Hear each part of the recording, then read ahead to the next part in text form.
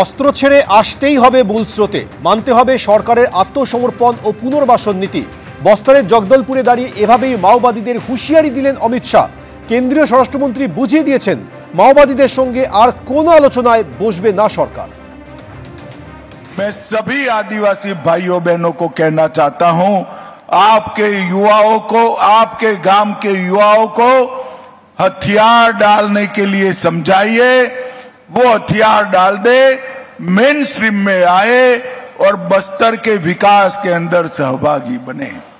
और कुछ लोग वार्ता की बात करते हैं, मैं फिर से एक बार स्पष्ट कर देता हूं, हमारी दोनों सरकारें, छत्तीसगढ़ सरकार और केंद्र सरकार, बस्तर और समस्त नक्सल क्षेत्र के विकास को समर्पित। किस चीज की वार्ता करनी? ल्यूक्रेटिव, बहुत मोहक सरेंडर पॉलिसी हमने बनाई है। आइए हथियार डाल दीजिए, हथियार लेकर बस्तर की शांति को अगर आपने छिन्न विछिन्न करने का काम किया तो हमारी सशस्त्र फौजें, हमारी सशस्त्र सीआरपीएफ, छत्तीसगढ़ पुलिस मिलकर इसका जवाब देंगे।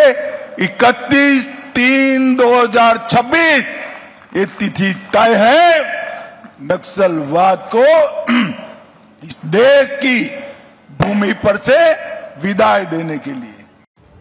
এনসিআরবির 2023 সালের রিপোর্ট অনুযায়ী দেশের নিরাপত্তম শহর কলকাতা। শনিবার এমনটাই দাবি করে সোশ্যাল মিডিয়ায় পোস্ট করলেন একের পর এক তৃণমূল নেতা। সঙ্গে সঙ্গে পাল্টা সরব হলো বিরোধীরাও, আর এই বাকযুদ্ধের আঁচেই ফের চড়ল রাজনীতির পারদ। শনিবার রাজ্যের পুরমন্ত্রী ও কলকাতার মেয়র ফিরহাদ হাকিম সোশ্যাল মিডিয়ায় লেখেন, টানা চতুর্থবার দেশের সবচেয়ে সুরক্ষিত শহরের তকমা পেয়েছে কলকাতা, কিন্তু বিজেপি শাসিত রাজ্যগুলির অবস্থা সঙ্গীন। অপরাধের তালিকায় শীর্ষে কোচি, তারপরে দিল্লি এবং সুরাত। বিজেপির মতে এটাই কি কার্যকরী আইন শৃঙ্খলা ব্যবস্থা? তৃণমূলের রাজ্যসভার সাংসদ সাকেত গোখলেও বিজেপিকে খোঁচা দিয়ে সোশ্যাল মিডিয়ায় লেখেন, টানা চতুর্থবার ভারতের নিরাপত্তম শহর কলকাতা।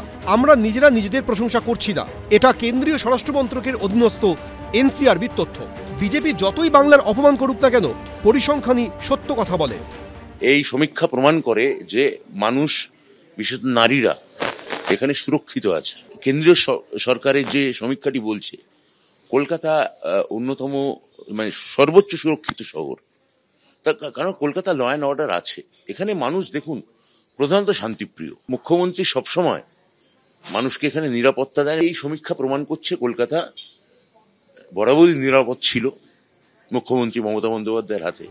এনসিআরবির রিপোর্টকে হাতিয়ার করে তৃণমূল যখন সরব, তখন পাল্টা অভিযোগ তুলেছে বিজেপি। বাংলার মানুষ তো বিশ্বাস করবে না। এখানে কোনো মহিলার ওপর যদি কোনো সময় অত্যাচার হয় তার এফআইআর নেওয়া হয় না, সেই জন্যই কোনো শঙ্কা পাওয়া যায় না, এবং সেইভাবেই তো পরিসংখ্যানটা দেখে তো ওপর থেকে করা হয়। যদি সেটাই হতো, একদিকে যদি মহিলাদের জন্য সেফেস্ট শহর হতো কলকাতা, তাহলে আরজি করের কেন এখনো পর্যন্ত কোনো বিচার হলো না? তাহলে ল কলেজে যে মহিলার ওপর হলো এখনো কেন বিচার হলো? কামদুনি যা হয়েছিল এখনো কেন বিচার হলো না? আরজিকর মেডিকেলে তরুণী চিকিৎসকের ধর্ষণ, খুন থেকে কসবার ল কলেজে আইনের ছাত্রীকে গণধর্ষণের অভিযোগ।